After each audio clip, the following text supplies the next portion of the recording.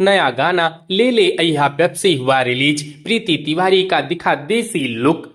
Bhojpuri singer सृष्टि भारती का नया गाना ले ले अय्या वेब से रिलीज होते ही छा गया है। लाल साड़ी में प्रीति तिवारी के देसी लुक और गर्मी में पेप्सी की डिमांड ने फैंस को झूमने पर मजबूर कर दिया है। भोजपुरी म्यूजिक इंडस्ट्री में इन दिनों गर्मी का पारा चढ़ा हुआ है और इस पारे को और बढ़ाने के लिए सिंगर सृष्टि भारती का नया धमाकेदार गाना ले ले अय्या वेब से रिलीज हो गया है। गाना रिलीज होते ही सोशल मीडिया और यूट्यूब पर वायरल होने लगा है। गाने के बोल और संगीत इतने मजेदार हैं कि लोग इसे बार बार सुन रहे हैं। रिलीज के साथ ही वीडियो ने 800 से ज्यादा व्यूज बटोर लिया है और यह आंकड़ा बढ़ता ही जा रहा है। उम्मीद है कि यह गाना अपनी धुन और बोल की वजह से हिट गानों की लिस्ट में जल्द ही शुमार हो जाएगा। गाने के वीडियो में एक्ट्रेस प्रीति तिवारी नजर आ रही हैं। सीन में उन्होंने चटक लाल रंग की साड़ी पहनी है जिसमें उनका लुक एकदम देसी और खूबसूरत लग रहा है।